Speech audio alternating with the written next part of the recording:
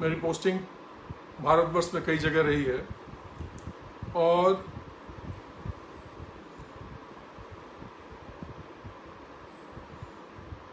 Customs, GST, service tax, central excise, कम से कम इन क्षेत्रों में मैंने काम किया और साथ साथ बहुत सारे और भी क्षेत्र हैं जिस पे मैंने काम किया।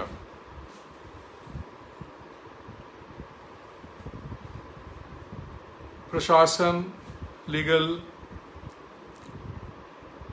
और दूसरे क्षेत्रों में। सेवानिवृत्ति के पहले मेरी postings national academy of customs, excise and narcotics Faridabad में था और वहाँ मैं ट्रेनिंग का काम देखता था, प्रोफेशनल्स का ट्रेनिंग का काम देखता था और बाकी ट्रेनिंग्स का भी काम देखता था। पढ़ने पढ़ाने की मुझे प्रेरणा संभवतः वहीं से मिली और आज मैं बहुत सारे क्षेत्रों में टीच करता हूँ। गोविंद जी नमस्कार कर रहे हैं, मेरा भी नमस्कार आप सभी को। और आज के तारीख में मैं stress management, customs, GST, stress management, yoga, meditation, team building, group behaviour, leadership, motivation, immigration, कई क्षेत्रों में मैं पढ़ाता हूँ। मैं जीवन को मैं जब देखता हूँ तो मैंने पाया कि हर आदमी के जीवन में कोई ना कोई ऐसा चीज़ होता है जो कि उसकी सबसे महत्वपूर्ण रुचियों में होती है। जिंदगी को समझना और समझने के अनुरूप अपने ज़िंदगी को ढालना, सच को समझना, ये एक मेरा पैशन रहा है। मुझे ऐसा लगता है कि योगा, मेडिटेशन मेरा कह सकते हैं कि प्रथम लव है, फर्स्ट लव है। और मैं लकी रहा हूँ कि योगा मेडिटेशन में मैं कुछ ऐसे स्कूल के साथ रहा जिसमें वो ऑथेंटिक मेडिटेशन को सिखाते हैं।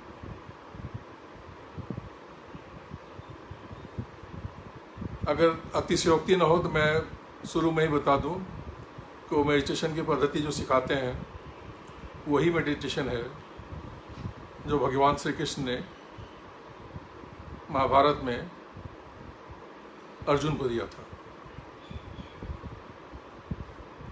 प्रिस्क्राइब्ड मेडिटेशन है, ऑथेंटिक है और साइंटिफिक है। इन क्षेत्रों में चलते चलते, मेडिटेशन के क्षेत्रों में चलते चलते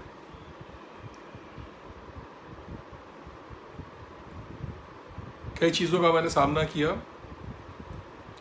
मैंने देखा कि इससे बढ़ के मनुष्य के पास कोई संभवतः आशीर्वाद नहीं है और ये ज़िंदगी के सारे रहस्यों को बता देता है आपको और आपको सही रास्ते पर चलने की प्रेरणा भी देता है।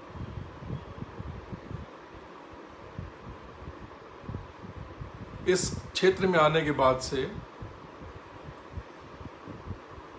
मैंने बहुत ऑथेंटिक लिटरेचर, किताबें, मैगजीन्स, ये सब चीज़ों को पढ़ा मैंने। मुझे ये महसूस हुआ कि ज़िंदगी के बारे में आदमी को समझना चाहिए, बताना चाहिए और जो स्किल्स मैंने एक्वायर किए हैं या जो भी मैं ऐसे कहूँ कि जो क्लैरिफिकेशंस या स्पष्टीकरण जो मैंने एक्वायर किया जो ग्रहण किया उसको दुनिया के साथ शेयर करना, लोग मनुष्यों के साथ, अपने भाई बहनों के साथ उसको शेयर करना बहुत ज़रूरी है। क्योंकि अगर मैं ऐसा नहीं करूँगा तो संभवतः मैं बहुत बड़ी गलती करूँगा। इसी को सोचते सोचते कि कैसे संसार के साथ इन बातों को शेयर किया जाए, मेरे मन में ऐसा विचार आया कि मैं किताब को लिखूं। किताब के जो चीज़ें हैं वो इन्हीं ज्ञान पर आधारित हैं। इसी मार्ग से आधारित है और life skills, meditation, stress management, इसमें सारा चीज़ को कवर किया हुआ है। और जो भी सवाल आदमी के मस्तिष्क पटल पर आता है ज़िंदगी का, जैसे मैं कौन हूँ, क्या हो, किसने और कब क्रिएट किया मुझे, क्यों क्रिएट किया, जिसने क्रिएट किया उसकी अपेक्षा मुझसे क्या है।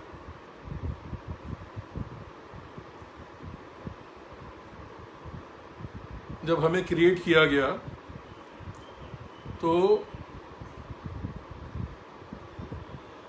मैं यहाँ में थोड़ा सा डाइवर्ट करके बताऊं कि ये ज्ञान डिवाइन मास्टर्स के द्वारा दिए गए ज्ञान पर आधारित है। तो जिसने क्रिएट किया उसने कौन सी चीज़, कोई एक ऐसी चीज़ हमें दी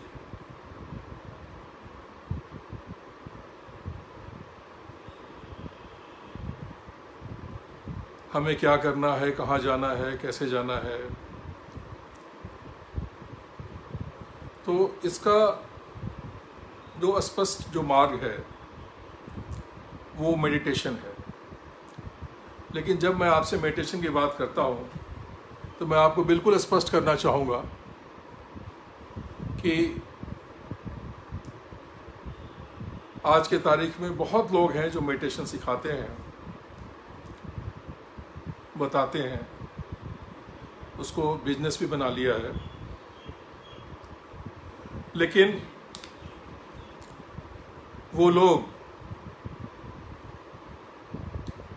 उसमें से बहुत सारे लोग संभवतः खुद ही कंफ्यूज्ड हैं और उन्हें खुद नहीं पता है, फिर भी वो दूसरे को बताए चले जा रहे हैं, बिजनेस भी बना लिया है।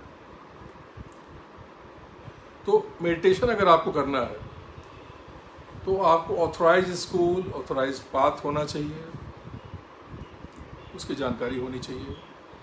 और अब ये उठता है कि मेडिटेशन के बाद से क्या चेंजेस आप में आना शुरू हो जाएगा। अगर मान लीजिए authorised school, authorised path, authorised teacher वो अगर आपको मिल गए और आपने उनकी बात मान के आपने कोशिश की और रिपीटेडली आपने मेडिटेशन करना शुरू किया, तो क्या चेंजेस आप में आना शुरू हो जाएगा।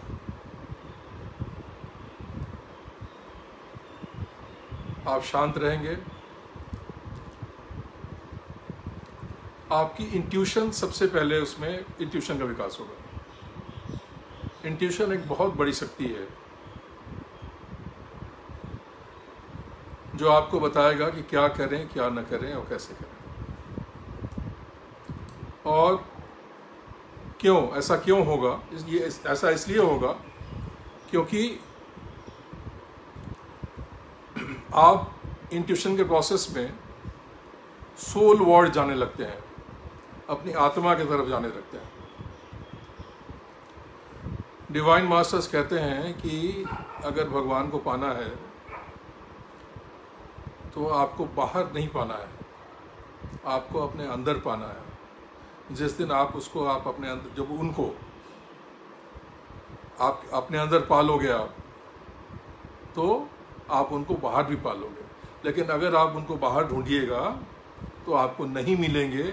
सबसे पहले आपको अपने अंदर ही ढूंढना पड़ेगा, अंतर्मुखी होना पड़ेगा। आपके अंदर ही है। क्यों है आपके अंदर? बिकॉज आप एक सोल हैं। सोल क्या है? सोल स्प्लिट हुआ था किसी टाइम में, किसी समय स्प्लिट हुआ था भगवान की तरफ से, उनसे स्प्लिट होके हम सारे बने। तो जैसे आप सोल वार्ड जाएंगे तो आपका इंट्यूशन बढ़ेगा, बिकॉज उनकी ईश्वर की जो शक्ति है वो आपको हेल्प करना शुरू करेगी। तो क्या है मेडिटेशन? इन्हीं बातों को जो मैं आपसे डिस्कस कर रहा हूँ, जो बातों को मैं बीच बीच में मैं इशारा करूँगा, मैं जो बातों कर इसको, इन सब चीज़ों को मैंने किताब में देना शुरू किया मैंने, जहाँ पे ये कहते हैं कि अगर आप गलत किसी गुरु के चक्कर में हैं, आप जो नहीं जानता, तो आपको फ़ायदा नहीं होगा, आपका समय नष्ट हो जाएगा। मैं टीवी में, आस्था चैनल या दूसरे चैनल्स में मेरी पोस्टिंग कहीं दिल्ली से बाहर थी, समय ज़्यादा था मेरे पास, मैं सवेर में वॉच करता था तो क्या बोलते हैं वो लोग, क्या करते हैं कि आपको डराते हैं, धमकाते हैं, बोलते हैं कि तुमने छोड़ दिया मुझे तो तुम्हें कई जन्मों तक सफ़र करना पड़ेगा, और तुम मैंने एक बहुत पॉपुलर कोई गुरु है, मैं नाम नहीं लूँगा किसी का, बिकॉज कंट्रोवर्सी क्रिएट नहीं करना है मुझे। वो ये कहते थे कि हम लोग बहुत कमज़ोर हैं, आप लोग बहुत कमज़ोर हैं, जबकि इसका बिल्कुल विपरीत है सिचुएशन। भगवान ने आपको सारी शक्ति दी है जो उनके पास है, और उस हिसाब से as soul, as human beings, as soul rather, आदमी इतना शक्तिशाली है कि जो चाहे वो कर सकता है। आप यहाँ से बैठे कुछ भी कर सकते हैं, अगर आपके कर्म ठीक है, आप मेडिटेटिव प्रोसेस में हैं, विचार ठीक है, काम सही करते हैं, वो सारी चीज़ें हो सकती है। मैं इन बातों की तरफ क्यों इशारा आपको कर रहा हूँ? क्योंकि हिंदुस्तान में, भारत में ये देखा गया कि कई लोगों ने अपने आप को गुरु बनाया, और क्या क्या विषय को मैंने टच किया उस किताब में। कुछ चीज़ों के तरफ मैं इशारा करूँगा कि जो किताब मैंने लिख दी है, मैंने अब उसको प्रकाशित करना है, कि अगर वो आपका सही मार्ग नहीं है तो आपका समय तो नष्ट होगा ही। अब सवाल ये उठता है कि कोई, मान लीजिए गुरु के बारे में जो प्रिसेप्टर है कि गुरु की आवश्यकता, अब देखिए मैंने क्या क्या उसमें लिखना शुरू किया गुरु के विषय में। जब मैंने लिखना शुरू किया, क्योंकि मैंने ये पाया कि यहाँ बहुत सारे फेक गुरु हैं, सैम गुरु हैं, अक्वासी गुरु हैं, जो कि लोगों को गलत शिक्षा दे रहे हैं, और जिन्हें खुद नहीं पता है उन्हें उल्टी सीधी बातें भी बता रहे हैं। इससे क्या नुकसान हो रहा है? आप देखिए, इससे दो तरह का नुकसान हो रहा है। एक तो नुकसान है कि जो उनके कांटेक्ट में है, जो उनका शिष्य अपने आप को बना लिया, तो उसका समय बर्बाद हो रहा है। एक, उसका समय बर्बाद हो रहा है, नंबर 1। नंबर 2, कि ये लोग जब बाद में जब एक्सपोज हो जाते हैं, तो हमारा ये धर्म, हमारा देश बदनाम होता है। ये बात मेरे दिमाग में बहुत जोर से घूम रहा था कि इस चीज़ के बारे में एक ऐसी कसौटी दी जाए जिससे कि आदमी समझे गुरु की आवश्यकता। नंबर 2, गुरु की आप बदल सकते हैं कि नहीं बदल सकते हैं। मैं यहीं पर स्पष्ट रूप से बोलना चाहता हूं कि अगर वो आदमी डिवाइन गुरु नहीं है, और डिवाइन गुरु को भी मैं डिफाइन करूंगा अभी, तो आप उसको आराम से बदल सकते हैं, कुछ आपका कोई नहीं बिगड़ेगा। और अगर आपने किसी गलत गुरु को पकड़ लिया आपने, तो कैसे टेस्ट करें कि वो आदमी सही है या गलत है? टेस्ट करने के बाद वो आदमी अगर फेल हो जाए तो छोड़ दीजिए आप उसको। ये कसौटी, ये यार्डस्टिक मैंने किताब में दिया, जिसको कहेंगे need of guru, can you change your guru और not, how to test your guru, who is your guru, what to do till you have got guru, and whom to make your guru till you get a guru। मैं तो ये कहूँगा कि जब तक आपको गुरु नहीं मिलता, ईश्वर ही आपके गुरु है, उन्हीं को बोलिए। तो इन चीज़ों के बारे में आज तक मैंने कहीं नहीं देखा कि इस तरह की बातें कहीं पर लिखी हुई थी, न किसी किताब में, न किसी मैगजीन में। तो इन बातों को टच करना, इन बातों के बारे में बोलना अति आवश्यक था, और इन सब चीज़ों को समाज, सोसाइटी से शेयर करना, दूसरे लोगों से शेयर करना, ताकि उनका समय नष्ट ना हो और हमारा देश बदनाम ना हो। उसको मैंने टच किया मैंने किताब में। और जो मैंने बातें लिखी है, मैं आपको ये भी बताना चाहूँगा कि जो बातें मैंने लिखी है वो बातें बिल्कुल वैलिड है। अगर मैं उस बातों को कह रहा हूँ कि वैलिड है, इसका मतलब ये है कि वो हमेशा वैलिड रहेगा। आज से 5000 साल के बाद भी वो चीज़ें वैलिड रहेगा। मैंने बहुत सीरियस प्रिकॉशन इस बात का लिया है कि जो बातें मुझे नहीं पता है, जो सच नहीं है, नहीं पता के अलावा मैं ये कहूँगा जो सच नहीं है उसका मैं कोई भी वर्णन किताब में न करूँ, क्योंकि उसमें क्या हो सकता है, उसमें मुझे भी पनिशमेंट मिल सकता है कि तुम्हें जब नहीं पता था तो दूसरे को तुमने क्यों बताया, तुम्हें क्या ज़रूरत थी तुमको। मैं इस बारे में बहुत अलर्ट हूँ। मैं इस बारे में, आप समझ सकते हैं कौन मेरे से पूछ सकता है, आप इसको खुद समझ सकते हैं, मैं नाम लेने की ज़रूरत नहीं। कोई पूछ सकता है, कोई शक्ति पूछ सकती है, उसकी मैंने पूरी कोशिश की। मैंने तो समाज को बचाना था, लोगों को बचाना था, और मैं ये कह रहा हूँ कि ये इन विषयों पर कोई मैंने कहीं नहीं पाया, तो उन कसौटी को देना बहुत ज़रूरी था। इन चीज़ों को मैंने किताब में दिया। दूसरा मैंने किताब में दिया, मैं ऑथोराइज्ड मेडिटेशन का ऑथोराइज्ड टीचर नहीं हूँ। मैं शिष्य नहीं बना सकता, लेकिन फिर भी जो बेसिक्स ऑफ मेडिटेशन है, जो मूलभूत है मेडिटेशन का, वो मैंने किताब में शेयर किया है। मैंने आपसे पहले वर्णन किया कि जो योग है, जो हम योग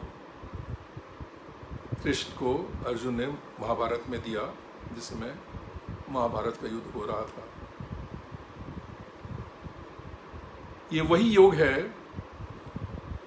जो कृष्ण ने अपने किसी जो डिवाइन मास्टर्स बताते हैं। डिवाइन मास्टर्स कौन है ये बता दूं मैं, कि डिवाइन मास्टर्स वो हैं जो कि कहते हैं कि ईश्वर को 16 क्वालिटी होती है, जिसे कहते हैं कि 16 कला संपन्न। तो ये डिवाइन मास्टर्स वही अवतार हैं जो 16 कला संपन्न हैं, जो इस धरती पर रहते हुए जिन्होंने अपने आप को सारे कर्म के बोझ से सबसे दी कर दिया, और उनकी वेवलेंथ और ईश्वर की वेवलेंथ एक ही है। अगर डिवाइन मास्टर्स के भी मुंह से कुछ निकल जाए तो वो चीज़ हो जाएगा, इसमें कोई मतलब या काटे सकते हैं, तो वो उन्होंने जो बोल दिया वो बातें पूरी हो जाएगी। तो उन्हीं की टीचिंग्स पर मैंने दिया, और मैंने यही कहा कि मैंने आपको जो पीछे भी मैंने कहा कि मैंने ऐसा भी चीज़ देने से मैं अपने आप को एकदम प्रोहिबिट किया हुआ है कि जो सही नहीं है उसको मैं नहीं दूंगा, बिकॉज मुझे सेल्फ एग्रेंडाइजमेंट या अपनी पब्लिसिटी या इसको एक बिजनेस बना के काम नहीं करना है। किताब की रॉयल्टी जो आएगी चैरिटेबल काम में लगेगी, मेरे पर्सनल काम में नहीं लगेगा। मैं आपको अभी बताता हूँ, ये मेरी धरोहर नहीं है, किसी और की धरोहर है, संसार का है, संसार में ही जाएगा। अब दूसरे टॉपिक्स मेडिटेशन के बारे में जो मैं आपसे बातें कर रहा हूँ। मैंने कहा कि I am not authorised master, मैंने आपको कहा, लेकिन लोग मेडिटेशन सिखाते हैं, लोग जाते हैं, सुनने भी जाते हैं और सीखने भी जाते हैं। आज सवेर में ही मैंने कोई यहाँ के बहुत, इस देश के बहुत प्रचलित गुरु हैं, उनका मैंने बाई चांस मैं खोला तो मैंने वीडियो सामने आ गया, वो मेडिटेशन बता रहे थे। मैं नाम नहीं लूँगा क्योंकि उस तरीके से मुझे आगे नहीं बताना है मुझे, क्योंकि उसमें आपको भी मन में कन्फ्यूज़न आएगा कि दूसरे को डिमोलिश करके अपने आप को प्रोजेक्ट करना चाहता है।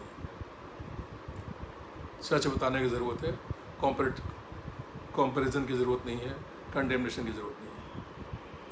तो वो मैंने कोशिश की कि बेसिक्स ऑफ मेडिटेशन, जिसे कहेंगे रूडिमेंट्री ऑफ मेडिटेशन, वो मैंने किताब में दिया। इस मेडिटेशन को, अष्टांगिक मार्ग जो है, इसको कोडिफाई किया था संत पातंजलि ने, अष्टांगिक मार्ग दे करके। ध्यान, धारण, हस्ते, अहिंसा, सब ये सब चीज़ें जो है, ब्रह्मचर्य, ये सारी चीज़ें देख करके उन्होंने किया था। तो उसकी बेसिक्स मैंने इस किताब में दी है। मेडिटेशन करें तो कैसे करें, लेकिन मैं कुछ मंत्राज है वो शेयर नहीं कर सकता, वो कोई स्कूल ऑथराइज्ड है वही आपसे शेयर कर पाएगा। लेकिन उससे एक फ़ायदा आपको ये होगा, जनरल मासेस को ये फ़ायदा होगा कि अगर कोई आदमी, कोई इंसान या कोई स्कूल मेडिटेशन सिखाता है तो उस किताब से पढ़ने के बाद से आपकी धारणा क्लियर हो जाएगी कि उस मेडिटेशन में सही है या गलत है, बहुत आराम से क्लियर हो जाएगा। तो मेरे मन में ये बात था कि अगर इन बातों को न स्पष्ट करूं मैं तो बहुत लोगों का नुकसान होगा, और साथ साथ मेरे मन में ये भी बात था कि अगर मैं इन बातों को शेयर ना करूं तो कोई ऐसी धरोहर जो मेरे ज़िंदगी के साथ, मेरी ज़िंदगी तो खैर मौत तो होती ही नहीं। गीता कहता है कि मौत नहीं है, इनकारनेशन होता है, बॉडी आप चेंज कर लेते हैं और बॉडली जो बाहरी आवरण है वो चेंज हो जाता है। वो बात सही भी है, वो बातें। सोल जो है अजन्मा है, उसकी न मृत्यु होगी। तो वो बेसिक्स मैंने शेयर किया है ताकि वो लोगों को फ़ायदा हो जाए। करीब करीब जितने सवाल आदमी के मन में आते हैं, जो आदमी जिससे कन्फ्रंटेड होता है, वो सारी बातों को मैंने कवर करने की कोशिश की है। मूर्ति पूजा, हमारे हिंदू धर्म में मूर्ति पूजा हम करते हैं, और पॉलीथीज़म, कई भगवान में विश्वास करते हैं, हम उनकी पूजा करते हैं। जो भी आज इस देश में, जो भी, फिर भी नहीं लूँगा मैं, जो भारत को विश्व गुरु बनाने की और बनने की बातें जो करते हैं,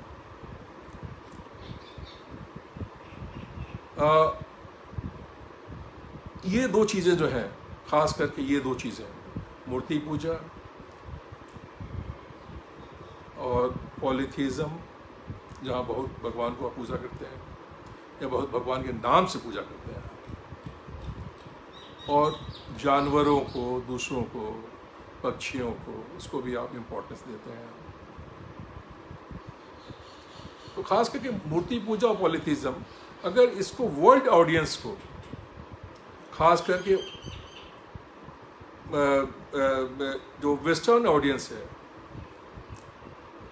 क्रिश्चियन ऑडियंस जो है, अगर आप उसको क्लैरिफाई नहीं करेंगे तो आपको विश्व गुरु क्यों एक्सेप्ट करेगा?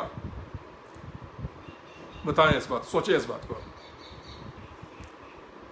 उसकी स्पष्टीकरण, पॉलीथीज़म का स्पष्टीकरण, एकदम ऑथेंटिक स्पष्टीकरण मैंने किताब में किया।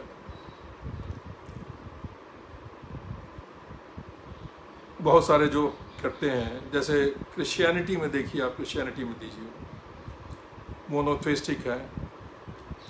हमारे यहाँ हम भी मोनोथेइस्टिक हैं, अलग अलग देवता अलग अलग समय में अवतार्स हुए जिनको हम पूजते हैं। आदि शंकर ने अद्वैत के बारे में बताया, नॉन डुअलिज्म के बारे में बताया, जिन्होंने हमारे धर्म की, इस देश की बहुत बड़ी सेवा की। क्रिश्चियनिटी में अगर मान लीजिए जीसस के ये स्टेटमेंट है, उनको अस्क्राइब किया गया है, when he says I and my father are one and I will go to my father. अगर इसको अगर कोई क्रिश्चियन से पूछे तो अगर फादर वन है लेकिन आप दो एग्जिस्टेंस में हो आप, तो क्या है ये चीजें? ये पॉलीथीज्म है कि मोनोथीज्म है? मैं ये नहीं कहता कि हम पॉलीथिस्टिक हैं, उसी को मैंने स्पष्ट करने की कोशिश की है मैंने, कि अलग अलग समय में अवतरित हुए ईश्वर अलग अलग नाम से। कृष्ण जो आप गीता में देखते हैं, डिवाइन मास्टर्स बताते हैं, उसके पहले भी कृष्ण का अवतार हुआ था। और इस योग को, जिसको राजयोग कहते हैं, उन्होंने उसके पहले भी दिया था। उन्होंने विवास्पत को दिया, विवास्पत ने मनु को दिया, मनु ने दूसरों को दिया।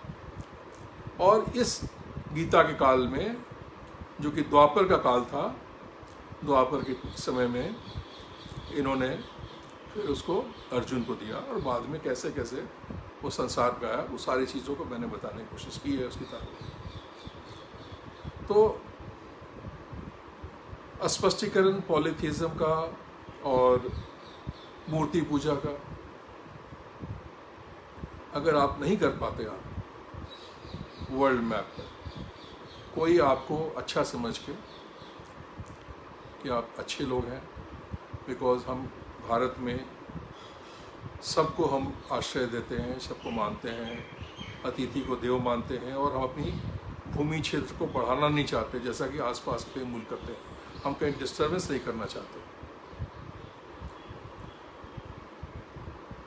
तो आपको अच्छा मान के एक्सेप्ट कर भी ले तो अंतरात्मा से आपको एक्सेप्ट नहीं करेगा। तो इसकी वर्ल्ड मैप पर इसके भी क्लैरिफिकेशन की जरूरत है, किताब में दिया गया इसको। कौन सा युग चल रहा है, अब इस युग की बात कर रहे हैं। आपको बहुत सारे पंडित, विचारक, धर्म के, मैं अगर वर्ड यूज करूं, ठेकेदार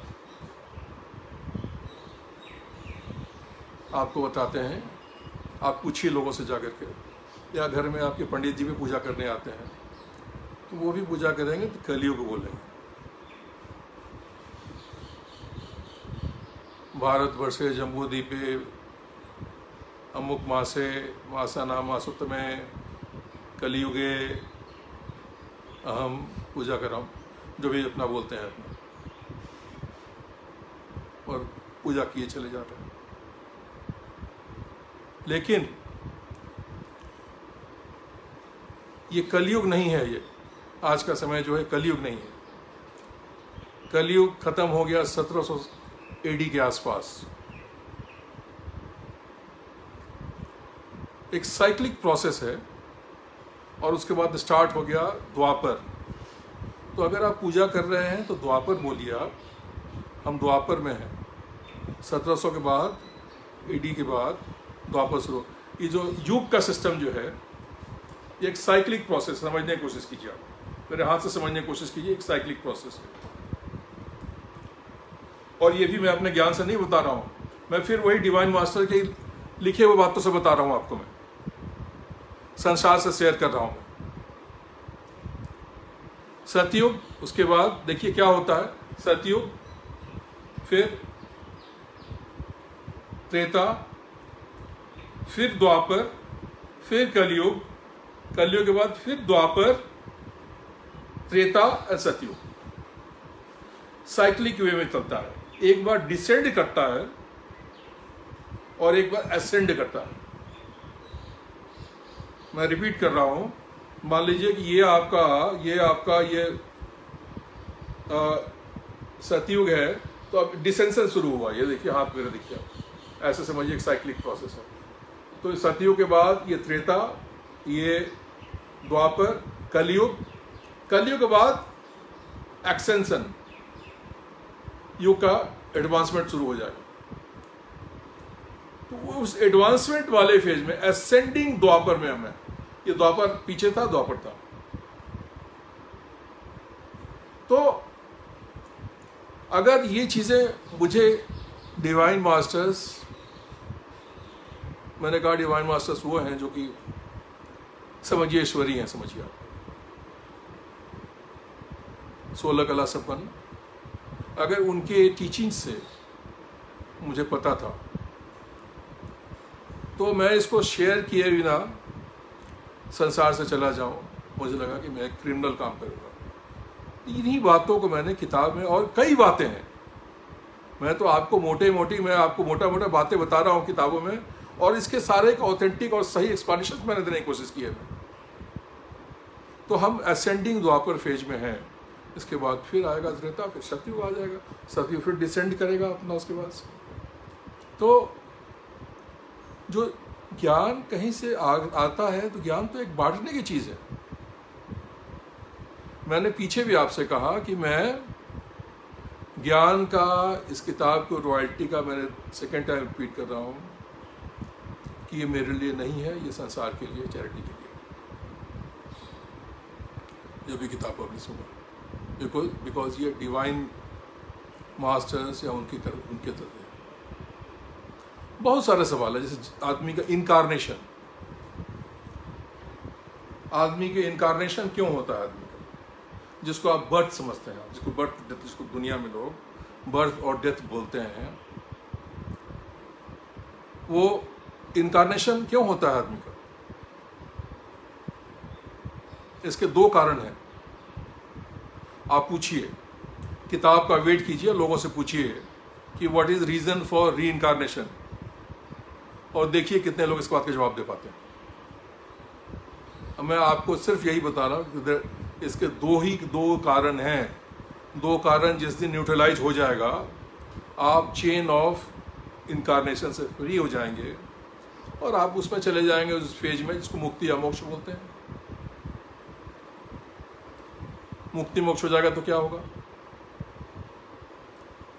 मुक्ति मोक्ष हो जाएगा तो वो भी बताना जरूरी है आपको कि मुक्ति मोक्ष हो जाएगा तो क्या होगा। मुक्ति मोक्ष के बाद आप, हो सकता है कि आप मर्ज कर जाएं डिवाइन में, या डिवाइन आपको एज डिवाइन सेंट, एज अवतार आपको इस पृथ्वी पर वापस किसी कार्य के लिए भेजें या किसी और यूनिवर्स में भेज दें। मिलियंस ऑफ ऐसे यूनिवर्स हैं, यूनिवर्स जो देख रहे हैं ऐसे मिलियंस ऑफ यूनिवर्स हैं, एक नहीं है। हम बार बार आपसे कह रहे हैं मिलियंस, जिसको वही डिवाइन चला रहा है। तो इन सारी बातों का मैं की स्पष्टीकरण लोगों को, शायद लोग कितने हैं, लोग कहते हैं ना कि आप गलत काम करेंगे तो आप हेल में चले जाइएगा, नरक में चले जाइएगा, और हम लोग इस बात को मानते भी हैं। जब मुझे ज्ञान नहीं था तो मैं भी मानता था इस बात को, जब इस चीज़ का नहीं पता था तो मैं भी मानता था। आपको मैं यही बता दूं इस बात को कि there is no separate hell. आपको यही, आपको एकदम स्पष्ट कर दूं आपको मैं कि दूसरा कोई भी हेल नहीं है। ये जो हम लोएस्ट 3 लोक है, पृथ्वी लोक, सूक्ष्म लोक और कारण लोक, ये लोएस्ट जो है स्टेज जो है पृथ्वी का है। इसके बाद कोई दूसरे हेल में नहीं जाने वाले हैं, और अगर आप समझते हैं कोई हेल है तो यही हेल है। लेकिन बता जाते हैं लोग, डरा जाते हैं लोग, हम एक्सेप्ट कर लेते हैं उन बातों को।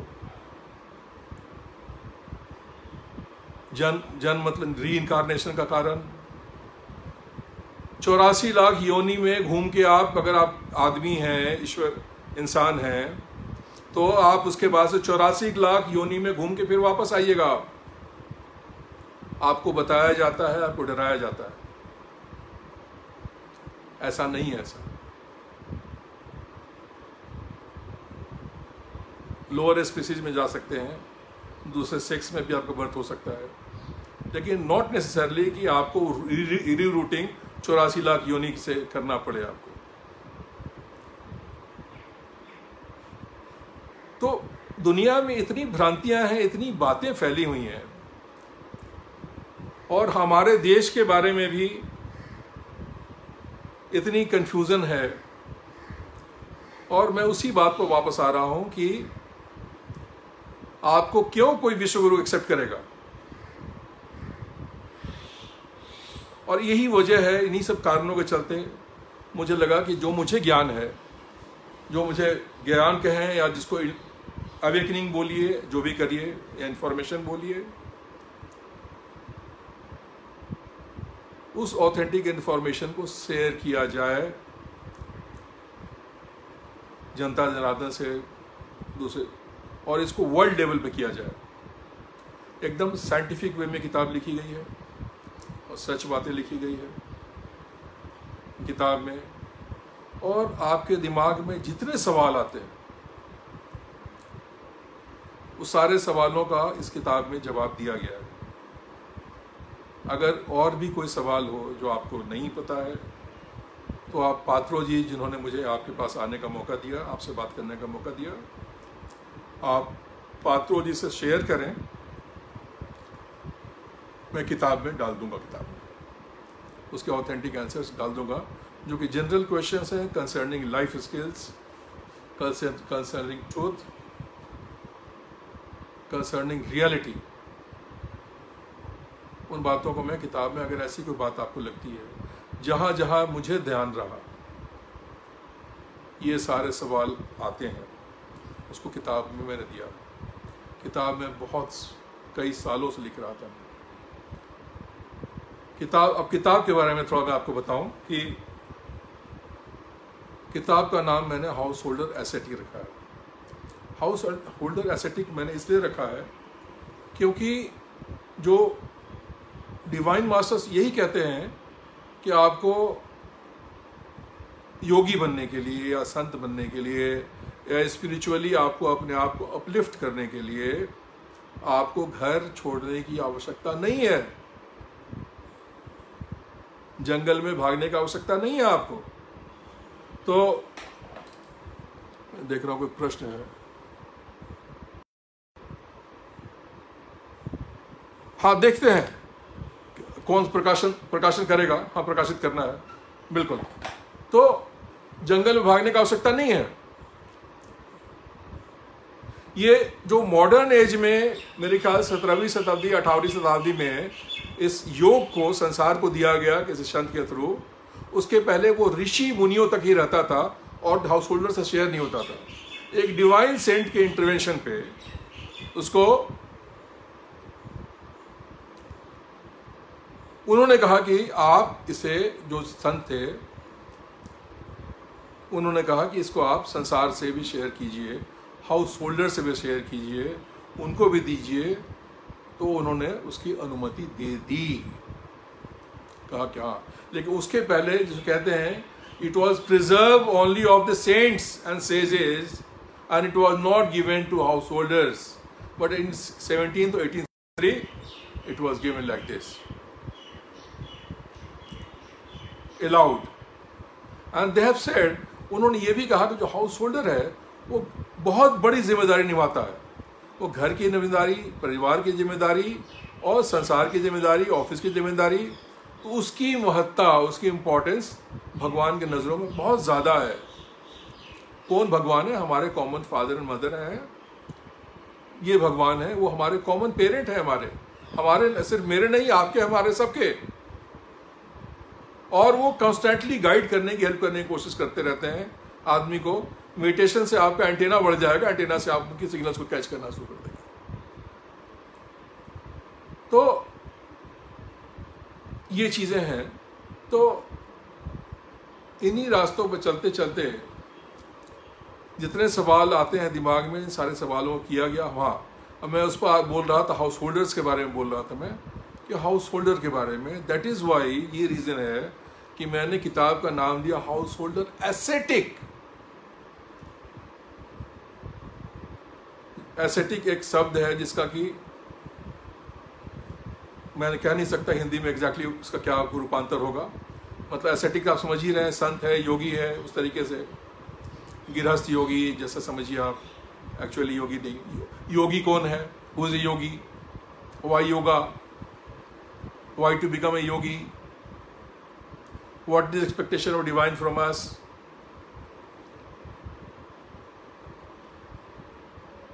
Assuming you meet divine at some stage, क्या दिखाई पड़ेगा आपको, क्या साउंड्स आपको सुनाई पड़ेंगे आपको। आप देखें डिवाइन मास्टर्स ने भी बताया, जो मैंने किताब में मैंने लिखा, मैंने डिवाइन मास्टर्स ने भी बताया, हम ओम बोलते हैं, क्रिश्चियंस आमीन बोलते हैं, मुस्लिम्स आमीन बोलते हैं। तो हमें हम ओम समझते हैं। ओम क्या है, एक ही चीज है तीनों, फिर भी आपस में लड़ते हैं। आपस में कौन सी वो शक्ति है जो कि संसार में शांति ला सकती है। शांति भी मेरे मन में एक बहुत जरूरी सवाल था, रहा है और हमेशा रहेगा, कि वर्ल्ड पीस कैसे होगा, कैसे इंसान के जहन से कंफ्यूजन जाएगा। अगर बहुत मोटे तौर पे इसको एकदम इनिशियली ही बोल दिया जाए तो इसका आंसर ये है कि स्पिरिचुअलिज्म सॉल्व कर सकता है इसको। स्पिरिचुअलिज्म की तरफ अगर आप जाएंगे तो आपको आपकी इंट्यूशन बढ़ेगी। स्पिरिचुअलिज्म पर कैसे जाएंगे, योगा के थ्रू जाएंगे, मेडिटेशन के थ्रू जाएंगे, योगा का प्रोसेस होना चाहिए। तो स्पिरिचुअलिज्म जो है क्या है, स्पिरिचुअलिज्म को आप कैसे कंट्रास्ट करेंगे रिलीजन से, आप क्या डिफरेंस है रिलीजन इसमें और स्पिरिचुअलिज्म में।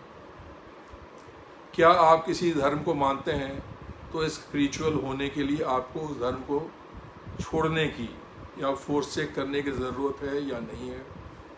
तो मैं कुछ सवाल देख रहा हूँ, देखता हूँ क्या सवाल है। ज़रूर ज़रूर पात्रो जी, बिल्कुल बिल्कुल।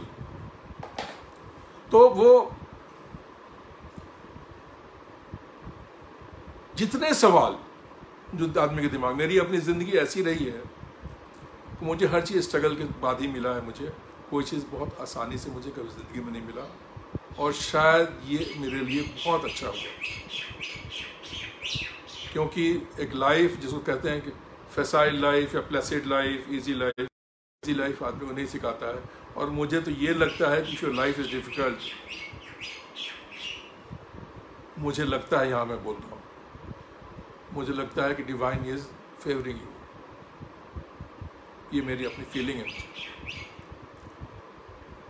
अब आप पूछेंगे आप ऐसा क्यों बोल रहे हैं, बिकॉज मैं इसलिए बोल रहा हूँ, मैं ऐसा एज्यूम, ये देखो मेरा अजम्पशन है, मैं एजम्पशन इसलिए बोल रहा हूँ क्योंकि वो आपको आपकी जो कर्मिक रिट्रीब्यूशन है, व्हाट इज कर्मा, ये भी किताब में मैंने लिखा। मैंने karma flows from life to life, from incarnation to incarnation, ये भी किताब को लिखा। कर्मा क्या है, कर्म को कैसे कम करें, कर्म को कैसे न्यूट्रलाइज करें, कर्म को कैसे क्वार्टराइज करें।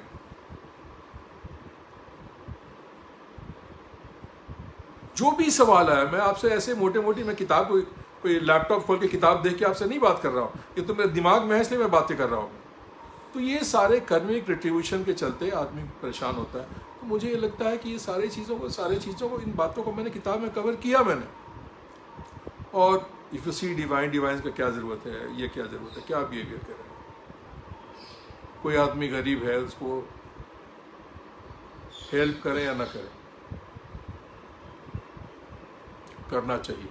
मैं अभी इसका आंसर मैं आपको ब्लैंक नहीं बोलता, because he is not condemned by the divine, he has condemned himself because of his deeds or misdeeds, and divine has not condemned him. He is as dear to divine as we are, anybody else. and if you help him, if you serve him, if you whatever you do, you are serving the divine in him. तो बहुत सारी चीज़ें हैं, जितने सवाल मेरे मन में आए, इफ़ यू मीट डिवाइन क्या देखेंगे, क्या दिखाई पड़ेगा, क्या साउंड दिखाई पड़ेगा। तो कमिंग बैक, तो इसकी किताब का मैंने नाम वही हाउस होल्डर एस्थेटिक रखा मैंने, क्योंकि मुझे भी यही सिखाया गया है, जो मैं जिस स्कूल को मैं फॉलो करता हूँ, जहाँ मेरी टीचिंग हुई।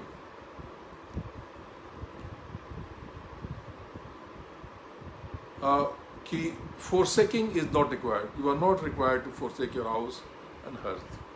आपको अपने घर, किताब मैंने अंग्रेजी में लिखी है, इसको हिंदी में प्रचार करके किया सकता है, और मैं आपको ये कहता हूँ कि किताब हमेशा वैलिड रहेगा, जो मेरी व्यूज़ है। और मुझे ये पूरी आशा है किताब पूरे विश्व में चलेगा, और ये किताब एकदम लिटरेट ऑडियंस के लिए, साइंटिस्ट, इंजीनियर्स, डॉक्टर्स, प्रोफेसर्स इसको ज़्यादा अप्रिशिएट करेंगे। अच्छी अंग्रेजी में लिखी हुई। और इसको किताब में मैंने क्या किया, मैंने अब ये था कि मैं ये सब चीज़ें जब बात मेरे दिमाग में घूम रही थी, तो मैंने सोचा किताब को कैसे लिखूं, इन बातों को मैं क्या तरीका अपनाऊं। तो मुझे समझ में आया कि कुछ कैरेक्टर्स को क्रिएट करो, कैरेक्टर्स सवाल पूछें, तो जो जवाब है, एक कैरेक्टर को सवाल पूछता है, दूसरा आदमी जवाब देता है, वो रिप्लाईज आर ऑथेंटिक। और जितने मुझे सवाल समझ में आया दिमाग में, सारे सवालों को मैंने उस किताब में as questions from one character to another characters मैंने पूछा, और दूसरा कैरेक्टर उसमें जो जवाब जो देता है वो ऑथेंटिक है। और वो कहीं कहीं उनको मैंने ऐसा दिखाया है कि वो कहीं गए तो ऐसे संत से मिले, वैसे मिले, संत से सवाल किया, उन्होंने क्या जवाब दिया, उसको आंसर्स ऑथेंटिक।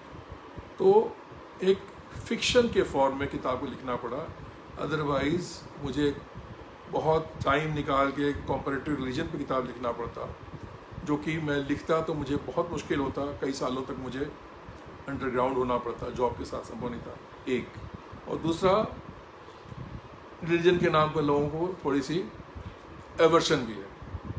रिलीजन का नाम सुनते ही खास करके जो आपके आज के जो यंगस्टर्स हैं वो बहुत दूर भागना चाहते हैं। तो मैंने सोचा कैसे किताब को लिखें, तो किताब को लिखने के लिए मैंने कैरेक्टर्स को क्रिएट किया, और बीच में कुछ और लोगों से भी क्रिएट किया, और इसमें मैंने डिराइव किया है authentic things from scriptures, various scriptures.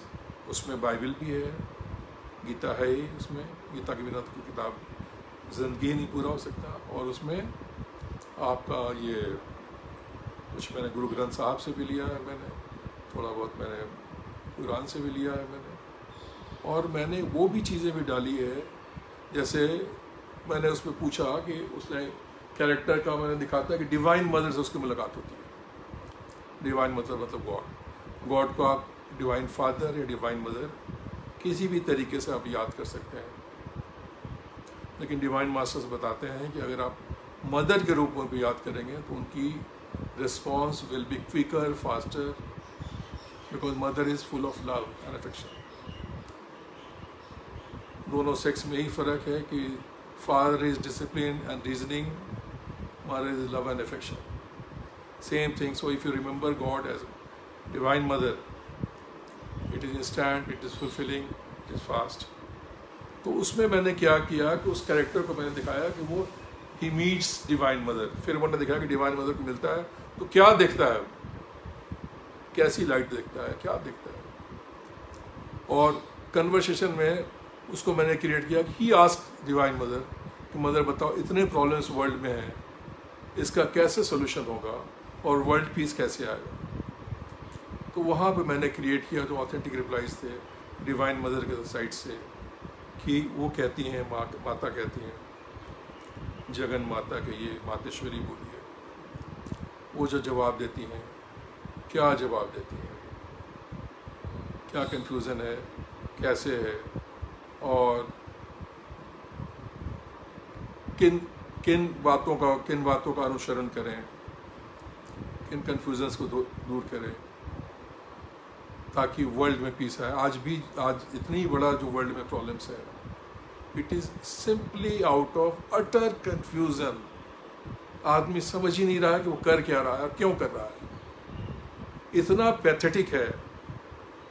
जो गलत है उसको सही मान के कर रहा है, जो नहीं करना चाहिए वो कर रहा है। अब मुझे कोविड के बारे में देखिए, मैं आपको कोविड के बारे में इशारा करता हूँ। क्यों कोविड? अगर हम आउट ऑफ बॉक्स इसको सोचना शुरू करें कि कोविड आया तो क्यों आया कोविड, आप देखिए इसका बहुत मुश्किल नहीं है जवाब को समझना इस बात को। क्या हुआ कोविड में? इंसान घर के अंदर बंद और पशु पक्षी फ्री। क्या वजह इसका? अगर आपको सोचना शुरू कीजिए, अगर आपके पास डाइसेक्टिंग माइंड है, ज़रूर है, आप सभी के पास है, मैं ऐसा नहीं कहता कि नहीं है, सबके पास है। आप इसको डाइसेक्ट करना शुरू कीजिए तो आपको ये जवाब मिलेगा। Cruelty towards animals and birds, nature or divine, whatever you may feel, said enough is enough. Now you go into home and I confine you to your homes. Correct yourself. इन्हीं चीज़ों में मैंने ये भी कवर किया है कि food के बारे में, ये कौन सा फूड इंसान के लिए बना हुआ है। मैं आपको बहुत क्लियर कट यहाँ पे एट द आउटसेट बना दूँ कि, और ये भी उन्हीं सेंट्स के टीचिंग से आया है कि human body is not designed for non vegetarian foods. अब देखिए दोनों बातें मिलती हैं कि नहीं मिलती हैं। कोविड वाली बातें मैंने आपको बोली और वहाँ ह्यूमन बॉडी के बारे में मैंने आपको बताया it is not designed for non veg foods. क्या कहता है, इशारा करता है, go vegetarian, don't kill them, allow everybody to survive and don't worry, nature खुद ही काउंटर बैलेंस कर लेगा किसका नंबर ज़्यादा है, किसका नंबर नहीं कम है। तो ऐसी चीज़ें हैं। तो वो आदमी जब डिवाइन मास्टर से, जब जो जगन माता से या मातेश्वरी से जब वो बात करता है, तो वहाँ पर उनकी जवाब के रूप मैंने कवर किया है कि वो क्या जवाब देती हैं, कैसे वर्ल्ड पीस आएगा।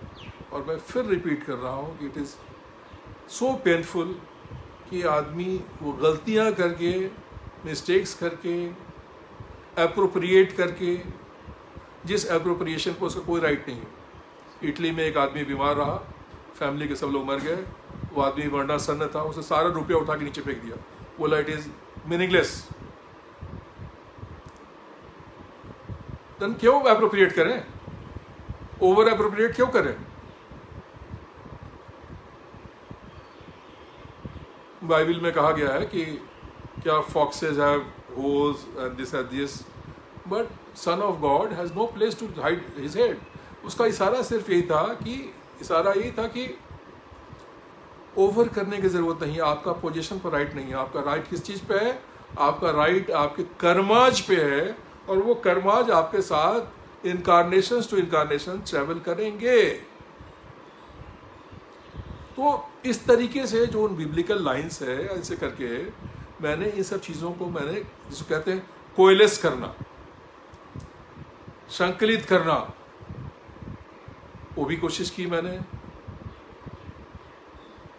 तो इन्हीं बातों को ध्यान रखे फिर वही हाउस होल्डर एसेटिक करके, और जितने सवाल आते हैं आदमी के जहन में, तो वो सारी चीज़ें मैंने कवर करने की कोशिश की है किताब के बारे में। बुक मैंने हाउस होल्डर एसेटिक रखा है मैंने, और मैं आपको ये भी कह रहा हूँ कि वो ज़रूर प्रकाशित होगा। जो आपका सवाल है मैं सुन लिया मैंने, पात्रो जी। और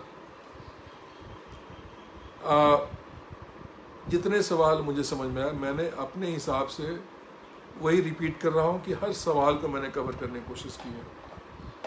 दूसरी चीज़ मैं आपको ये फिर रिपीट कर रहा हूँ कि मैंने कोई ऐसा जवाब नहीं देने की कोशिश की है उस किताब में जो कोई वैलिड और ऑथेंटिक नहीं है, क्योंकि वहाँ मेरी भी जिम्मेदारी में कोई है।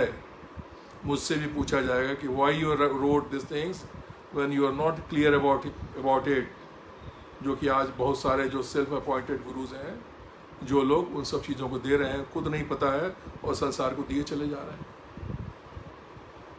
कोई कहता है स्टैंडिंग योगा, कोई कहता है डांसिंग योगा, कोई कहता है singing yoga. How can you do it? Standing yoga, dancing yoga, singing yoga? Yoga is a internal process जहाँ you should be at peace with yourself और you have to go inside yourself. ये आप कैसे कर सकते हैं? आप उठा करके बॉडी को आपको स्टिल करना पड़ेगा, आपको शांत करना पड़ेगा। लेकिन हाँ, मार्केट में कैच कर रहा है, आप कैची चीज़ें बोलिएगा, कैच करेगा, लोग जाएंगे, करेंगे। लेकिन एक स्टेज पर वो क्रिटिसिज्म को इनवाइट करेगा। जहाँ भी आप पैसा कमाने के लिए, जहाँ भी आप यूएस में या यूरोप में आप इसको प्रोपेगेट कर रहे हैं और गलत प्रोपेगेट कर रहे हैं, तो पुस्तक उपलब्ध है, सवाल पूछ रहे हैं, पुस्तक उपलब्ध है, बन चुका है और हमको लगता है कुछ महीनों में हम उसको प्रकाशित कर देंगे। उसको पुस्तक लिखा जा चुका है, पुस्तक उसकी ब्रीफ भी बन चुकी है। गिरिजेश जी सवाल पूछ रहे हैं, तो वो जितने सवाल आए उन सारे सवालों का जवाब मैंने उसमें दे दिया है मैंने। और भी कोई सवाल अगर आता है तो आप पात्रो जी को दीजिए, आप मुझे बताइए। आप मुझे अगर ये लगता है कि उसमें ये सवाल का जवाब मैंने नहीं दिया है मैंने, तो मैं किताब में इनकॉर्पोरेट कर दूंगा, इंसर्ट कर दूंगा मैं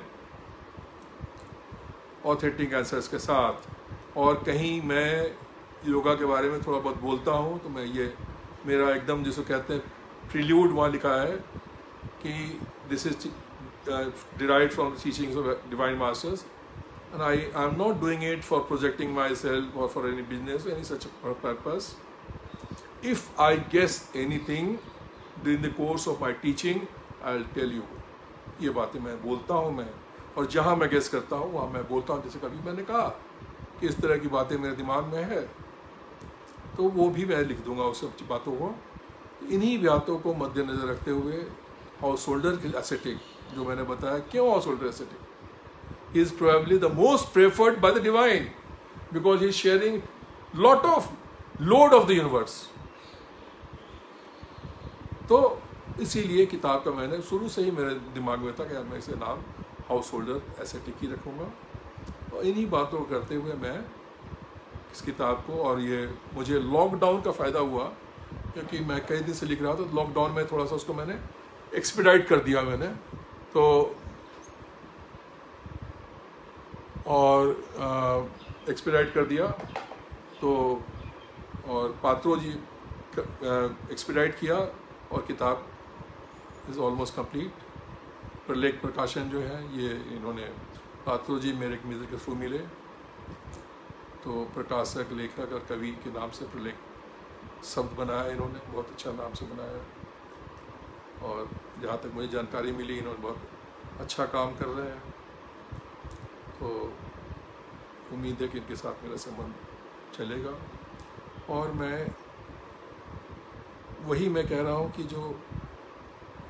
जो स्किल्स या जो नॉलेज या जो इन्फॉर्मेशन जो मुझे एक्वायर हुआ, जो कहीं से भी प्राप्त हुआ, एज्यूम करिए कि मैं इसको शेयर नहीं करता वर्ल्ड के साथ। 2 मिनट के लिए सोच के देखिए, तो क्या मैं क्रिमिनल होता कि नहीं?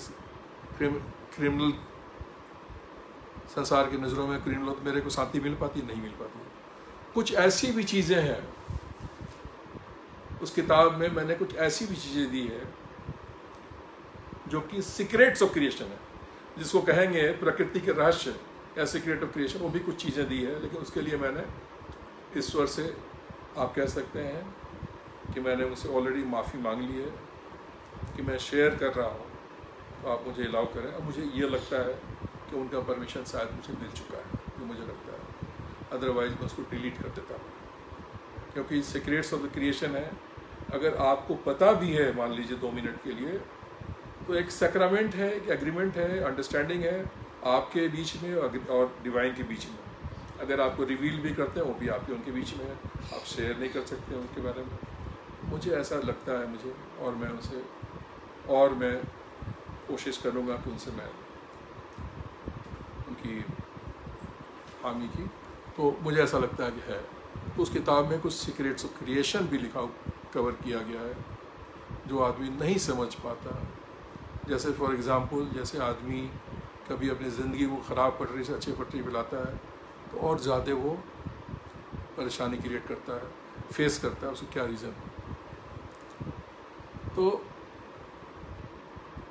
पूरा एक्सपीरियंस, अपने ज़िंदगी का पूरा एक्सपीरियंस समझ मैंने उसमें उड़ने की कोशिश की है। Not for business, not for me.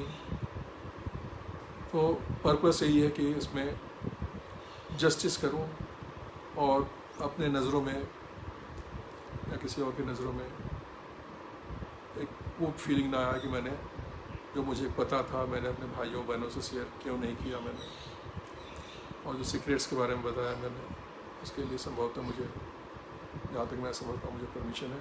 कुछ ऐसी बातें भी मैंने वहाँ लिखी, किताब में लिखी है मैंने।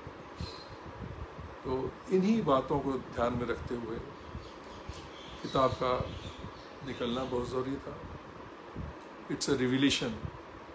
मैं आपको बताऊं, किताब एक रिविलेशन है और इनडेफिनिट, मुझे ये फीलिंग है कि इनडेफिनिट वैलिडिटी इसका रहेगा और समय के साथ और पूरे वर्ल्ड वाइड पढ़ा जाएगा और समय के साथ वर्ल्ड के, संसार के विभिन्न भाषाओं में इसका रूपांतर होगा। तो एक बहुत बड़ा कार्य है ये किताब और इसको निकालना एक बहुत बड़ा कार्य है। आपकी मुझे शुभेच्छा चाहिए, आप शुभेच्छा दें, दूर से भी दें, न भी करें, ऊपर में रजिस्टर हो जाता है, ईश्वर के पास रजिस्टर हो जाता है। आप मुझे, मैं आपसे यही प्रार्थना करूँगा कि डिवाइन से, जिसको मानते हैं, जिसको भी अपना पूजा करते हैं, उनसे आप